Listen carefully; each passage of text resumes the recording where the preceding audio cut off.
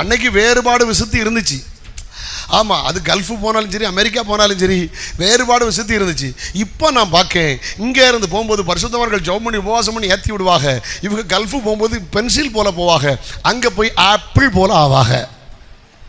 ஆனால் അവിടെ போய் നോക്കിയാൽ വേറുപാടില്ല, വിശുദ്ധി ഇല്ല, എവിടെയോ പോയി, എങ്ങനെയോ പോയി. ഹലോ, இங்கே நல்ல ஜாலையும் கட்டிட்டு முக்காடு போட்டு கையை அடித்து ஆவியில் அந்நிய பாஷையில் களி கூர்ந்தது. கல்ஃபில் போய் நோக்கியால் ஜீன்ஸ் பேண்ட்டும் டிஷர்ட்டும், அங்கே முக்காடு ஒன்றும் இல்லை, வேறுபாடும் போய் விசுத்தியும் போய் எவிடையோ போய். இங்கே பரிசுத்தவான்கள் ஜெபம் பண்ணி உபவாசம் பண்ணி ஏற்றி விட்ட கேஸ் இது. இன்னைக்கு எது முக்கியம்?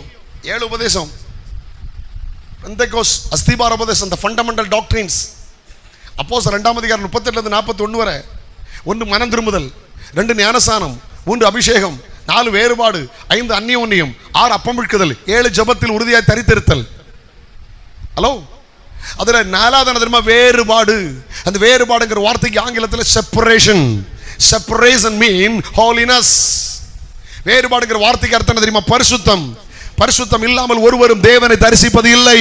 முதல் பிசாசின் தந்திரம் என்ன? வேறுபட விடாத பிசாசின் தந்திரம், உலகத்தை விட்டு வேறுபட விடாத தந்திரம்.